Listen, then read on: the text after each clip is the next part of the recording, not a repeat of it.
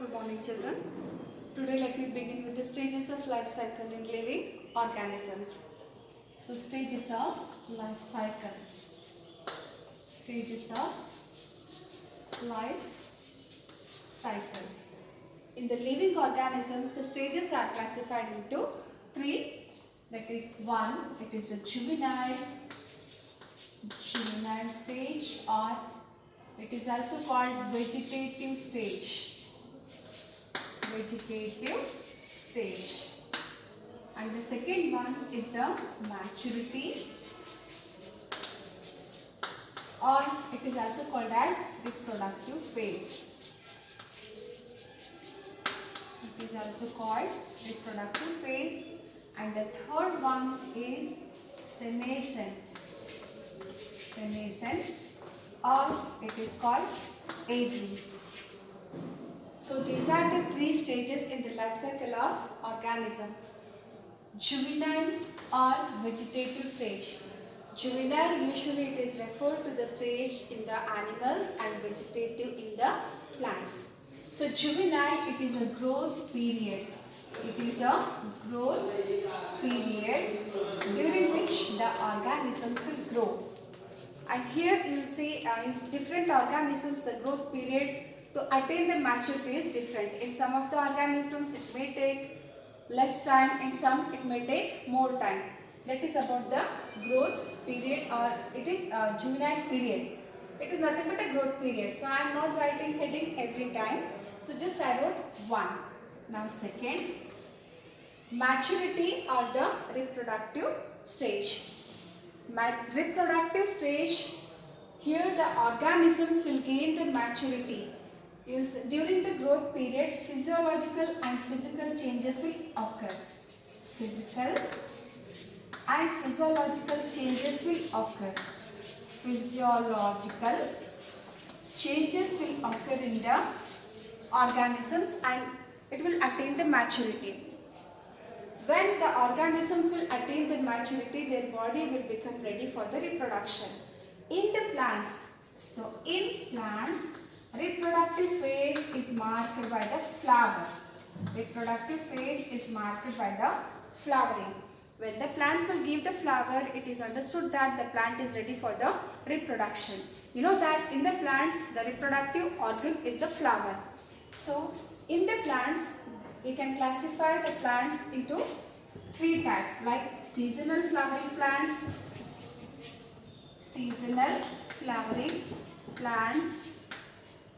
continuous flowering plants, and unusual flowering plants. Unusual flowering plants. So seasonal flowering plants are those plants which will give flower in particular season. Like you can see in particular season itself, you will see some of the flowers and some of the fruits. Some common examples are, you can take the example of mango, which we get only during the summer. And continuous flowering plants are those plants which will give flowers continuously.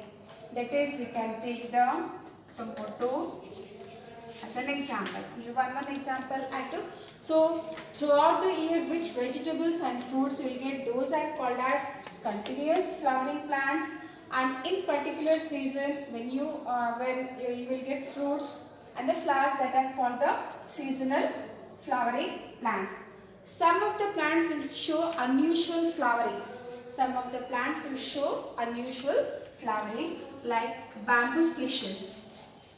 Bamboo plants, they flower once in their lifetime. They flower only once. So they flower only once in their lifetime. In their lifetime, nearly 50 to 100 years. In 50 to 100 years, once they will flower and give large number of fruits and flowers, then the bamboo species will die. And one more typical example is the Strobilanthes kuntiana. Strobilanthes kuntiana. Kuntiana, or it is also called as Neela Kuranji. It is also called Neela Kuranji. So this plant will flower once in 12 years. So that is about the plants. In plants, flower is the reproductive organ depending upon the flowering. When the plants will flower, the plants are classified into seasonal flowering plants, continuous flowering plants and unusual flowering plants. So these two you are familiar. In unusual flowering plants, you have to remember bamboo species and Strobilanthes kuntiana. Bamboo species will flower once in their lifetime and Strobilanthes kuntiana flower once in 12 years. After every 12 years it will give flowers, and flowers are of blue color, and these plants we will find in southern India, in Kerala and Karnataka. Now let me go to the animals.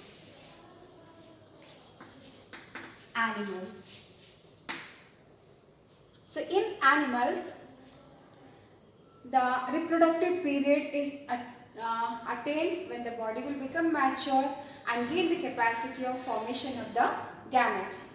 So especially we will see, in the mammals, the reproductive period is marked by the reproductive cycle. In the mammals, the reproductive period is marked by the reproductive cycle. In the animals also, we will see seasonal breeders,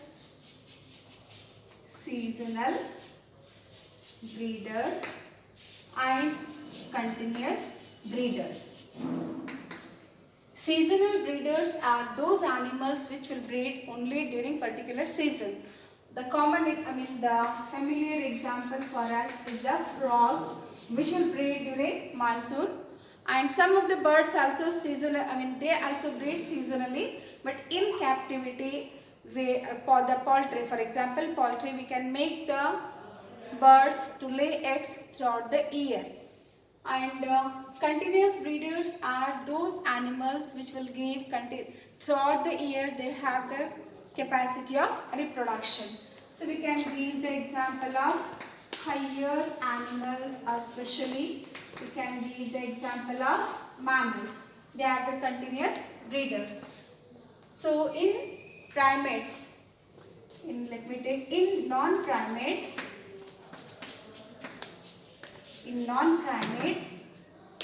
a change will occur in the reproductive period. A periodic change will occur during the reproductive phase, and those cyclical changes which will occur in the non-primates are called estrus cycle. It is called estrus cycle.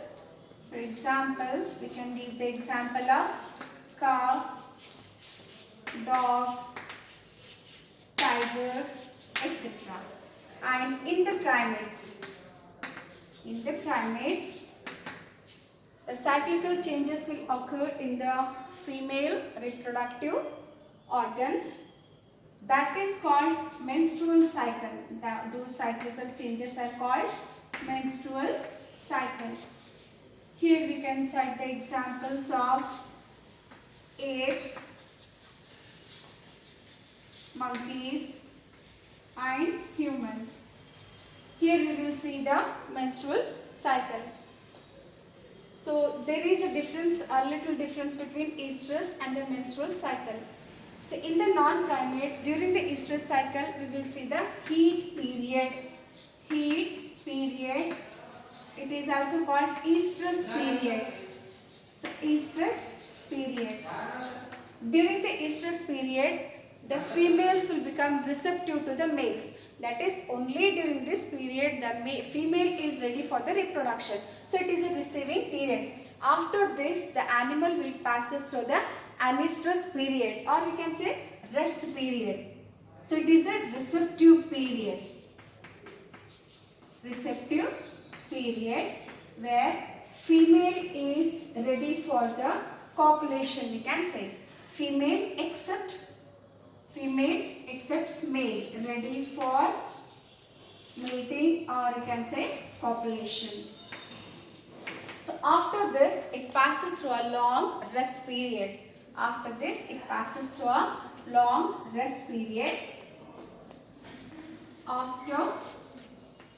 After After this, rest period. Rest period, or it is also called anestrus. Anestrus period.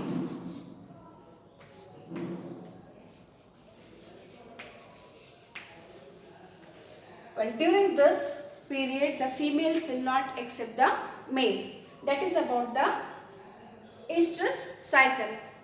Now let me just revise till now what I told. I told you that different stages of the life cycle, that is the juvenile phase, maturity and the senescent phase. Juvenile phase in the plants, it is also called as vegetative stage. In the plants it is called vegetative stage, and here we will see only the growth and development of the organism. Physically and physiologically body will prepare for the maturity. It will prepare itself for the reproduction. That is about the growth period. After growth period, the organisms will enter into the maturity or the reproductive stage. Maturity period or the reproductive stage in the plants, it is marked by the flowering. So plants will give flower in different seasons, sometimes throughout the year it will give. Depending on that, they are classified as seasonal flowering plants, continuous flowering plants and unusual flowering plants. Seasonal flowering plants will give flower only during particular season. Continuous flowering plants will give flowers throughout the year, and unusual flowering plants will give flowers at something special periods like bamboo plant once in its lifetime, Neelakurunji once in 12 years. Like this, some of the plants will give flowers. That is about the flowering. Maturity period is maturity or reproductive stage in the plants. And next is the animals. In the animals also we can classify into seasonal and continuous breeders. In the seasonal breeders, the reproduction is seen only during particular period, and in the continuous, reproduction is seen throughout the year. And in the non-primate, the reproductive period is characterized by the estrus cycle. Example, here we give few examples like cow, dog, tiger, lion, etc. And in the primates, we will see menstrual cycle. It is a characteristic feature of the reproductive phase. And we can give here the example of apes, monkeys and the human. And now we were discussing about the estrus cycle, which is seen in the non-primates. So estrus cycle, it is a cyclical changes which will occur in the female reproductive organs of non-primates. So here in the estrus cycle, we will see a particular period where the female will become receptive to the male, and that period is called as estrus or heat period. During this, the female will accept the male, and after this it will pass through a rest phase, and during this the female will not accept the male. So that is about the estrus cycle. And in the estrus cycle, there is no formation of the endometrium and there is no fall down of endometrium. So that we will see in the menstrual cycle. Now let me go to the next menstrual cycle.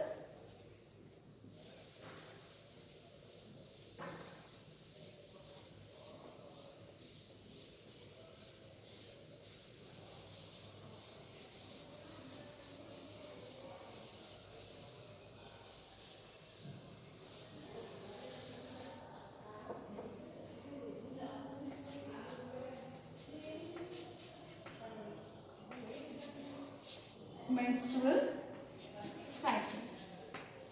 So menstrual cycle is seen in the primates. It is a cyclical change which will occur in the female primates.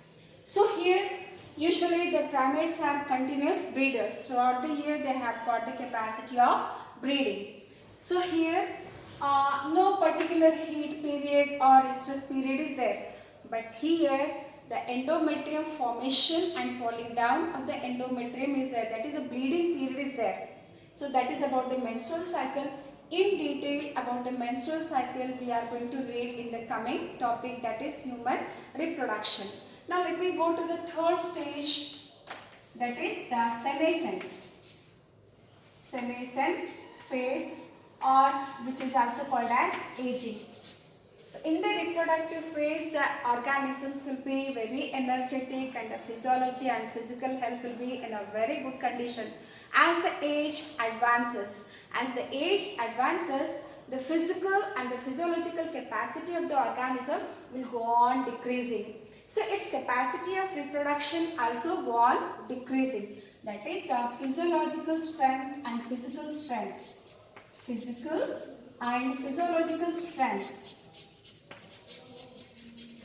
Physiological capacity, or you can say even the strength, capacity of an organism decreases, ceases in course of time. In every organism this occurs, and at the end it results in death. Thus every organism in its life period, the life period is different for different organisms. Some of the examples we have seen in the previous class. In their life cycle, they passes through all these three stages. Now let me go to the events of sexual reproduction.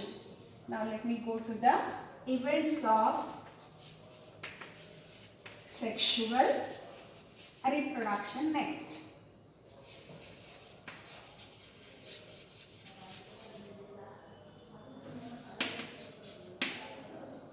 In the sexual reproduction, the activities, the events which will occur, they are classified. We can study them into three stages. That is, one is pre-fertilization phase, pre-fertilization event, or you can say phase, and the second one is the fertilization event, and the third one is the post-fertilization events.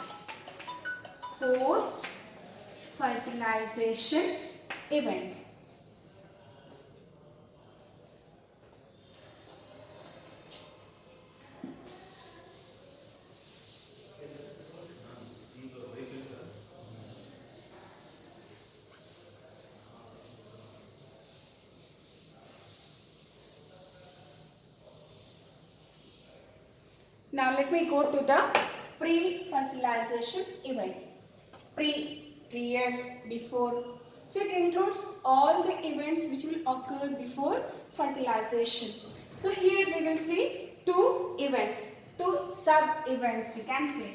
Sub-events. That is, one is gametogenesis, and the second one is gamete transfer. And the second one is fertilization. Here we will see only one event, that is the union or fusion of male and the female gamete. So let me write fusion, or even you can write union. Fusion of male and female gamete. And in the post-fertilization, you will see zygote formation and embryogenesis. So two events you will see, two sub-events. Sub-event I wrote here. So you will see the zygote formation.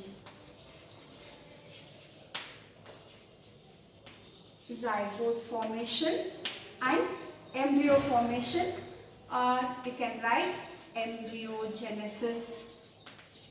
Now these are the three events which occur during sexual reproduction. First, let me go to the first, that is the pre-fertilization event. Pre-fertilization event. So I already told you that during pre-fertilization period we will see the gamete formation and gamete transfer. Let me first go to the gametogenesis. Gametogenesis. Gametogenesis is nothing but gamete formation. Gametogenesis is nothing but gamete formation. About the gamete formation, little we have discussed previously. That is, they are formed in the gonads. Female gamete is formed in the female gonad, which is called ovary, and the male is formed in the male gonad, which is called testis. So the formation of the male gamete is called male gamete is formed through spermatogenesis. It is formed through spermatogenesis, and female gamete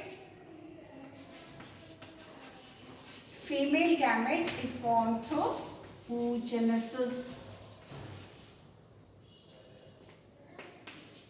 It is formed through oogenesis. So in the lower organisms, the gametes which are formed, they are same. We can't differentiate there the male and the female gamete. So in the lower organisms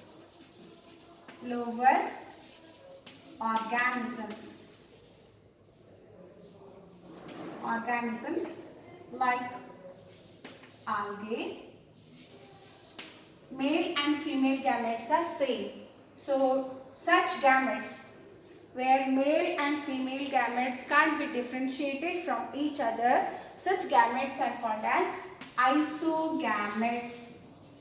They are called isogametes, or they are also called homogametes. Usually in the lower organisms, the gametes are flagellated and they are small. So such gametes are called as homogametes. In higher organisms, let me take the common term, higher organisms. In higher organisms, like we can take the human beings as an example. Let me take humans, let me take mammals as an example.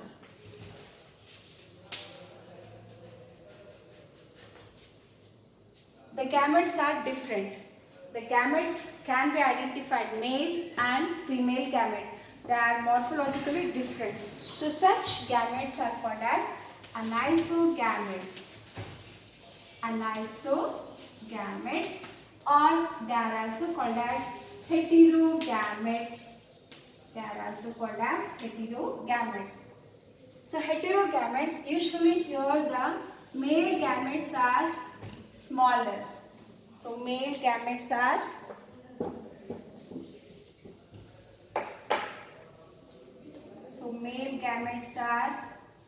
small and the female gametes are a little bit bigger. So in higher organisms, usually male and female gametes can be differentiated. So when you will be able to differentiate male gamete from the female gamete, that is morphologically totally they are different. So such gametes are called as anisogametes, or they are also called as heterogametes. Male gametes are usually smaller than the female, and the male gametes are motile, and the female gametes are stationary. They are non-motile. So male gametes in the animal, male gametes are called as sperms, or they are also called as antherozoids. And the female gametes are called egg or ovum. So that is about the types of gametes. Now let me just revise the events of sexual reproduction till now what I told. So in the sexual reproduction, the events are classified into three, that is pre-fertilization event, fertilization event and post-fertilization event. Pre-fertilization event is studied under two subheadings. These are called sub-events, gametogenesis and gamete transfer. So we were discussing about the pre-fertilization event. In the pre-fertilization event, gametogenesis, first we have taken gametogenesis. This again you will read very detailed in the coming topic.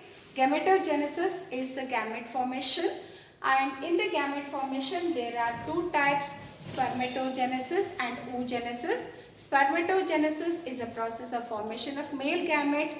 Oogenesis is a process of formation of female gamete. And here in the lower organisms, the gametes which are formed are same. We can't differentiate them.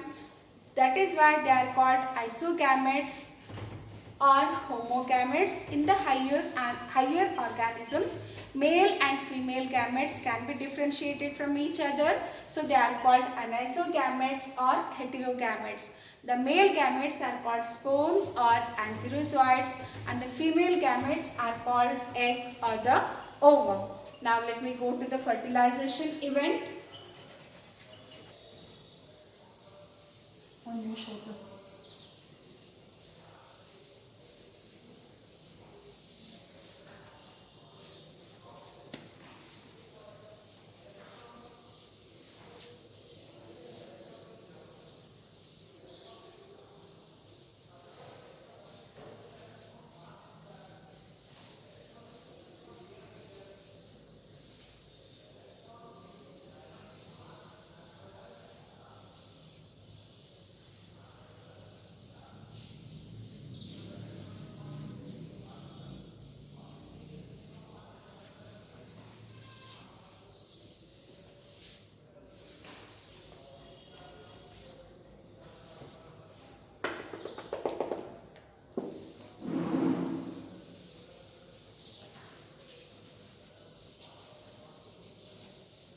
Ovarian gamete formation. So gametes are usually formed through the cell division. So gametes are usually haploid. Gametes are always haploid. What do you mean by haploid? They carry n number of chromosomes. That is, they carry only a single set of chromosomes. So gametes in haploid organisms. In haploid organisms like algae, fungi and bryophytes.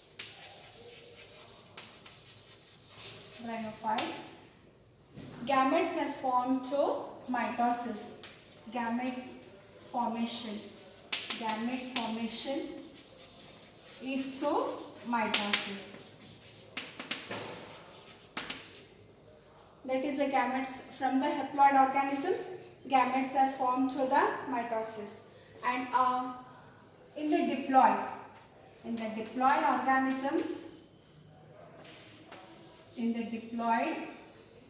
organisms, higher plants. Leaving this, we can go for the pteridophyta. Pteridophytes, gymnosperms and angiosperms. So the organisms are diploid, that is, they are having two sets of homologous chromosomes. They are 2n in number.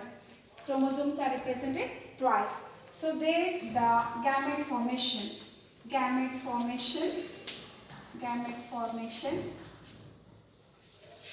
takes place through meiosis.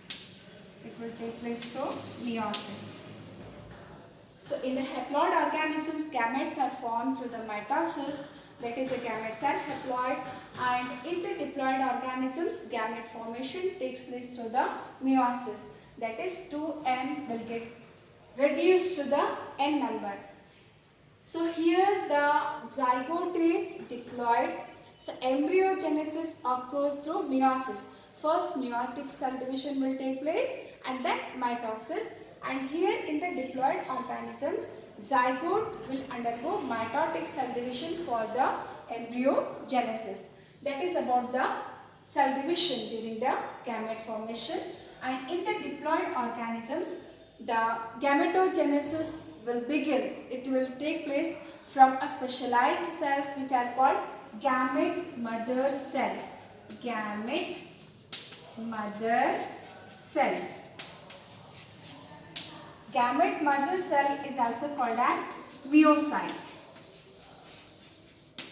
So in the diploid organisms, gametogenesis takes place from a specialized cell which is called gamete mother cell, which is going to give the gamete, and this gamete mother cell is also called as myocyte. Now let me go to the next event, that is the fertilization event.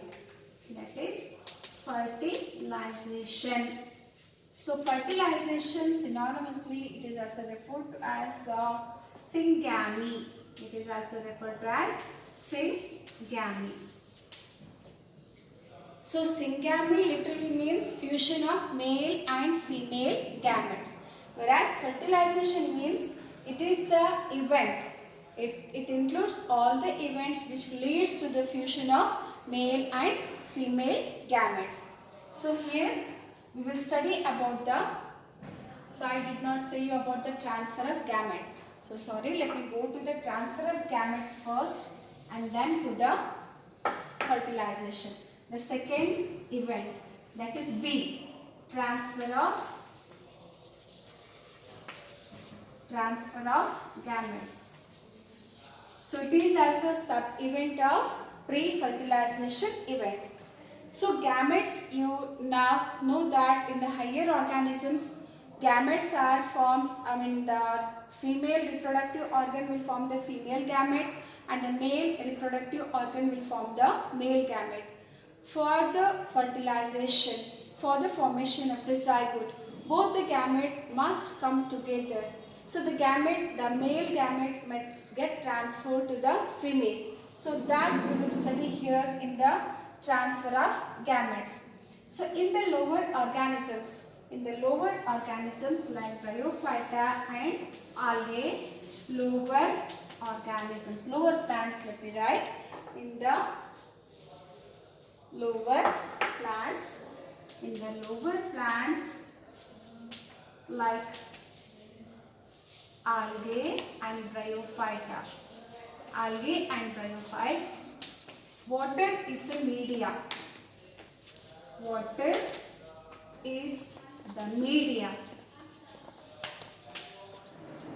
So in the lower plants like algae and bryophyta, water is the media. So through the water media, the gametes are transferred. That is, the male gamete approaches the female gamete for the fertilization through the random movement.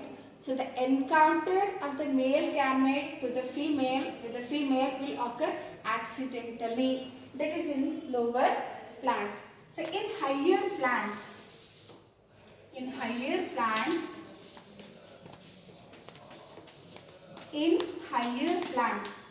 pollination is the process by which male gametes are transferred to the female.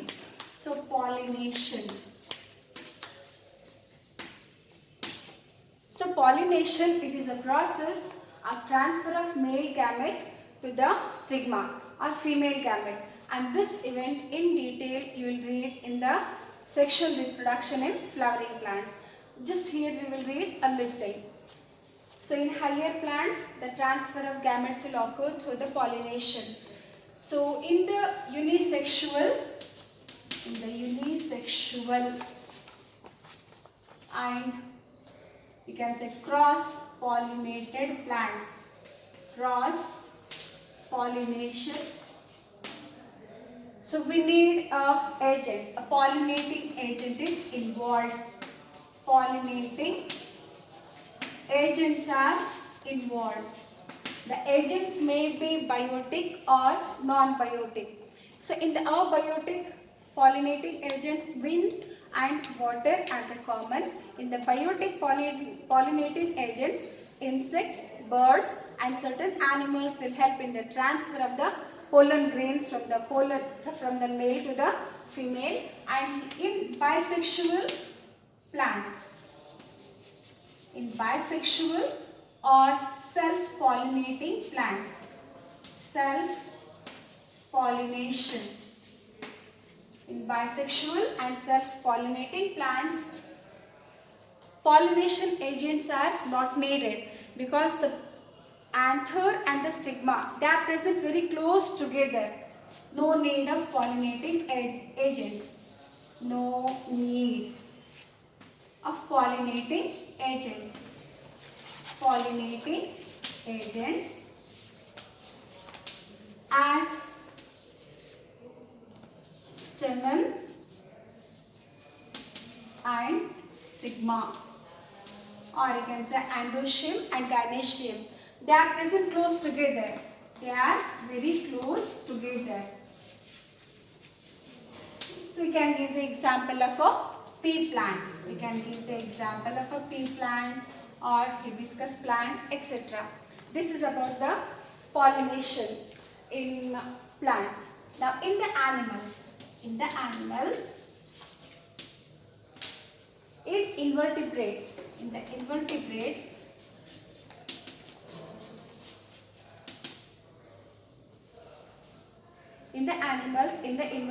the gametes are transferred through the water media.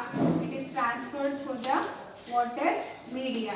For example, we can take the fishes and the frogs. In the fishes and the frogs, gametes are released in the external medium, that is in the water media, and the sperms will move to, they are released usually simultaneously.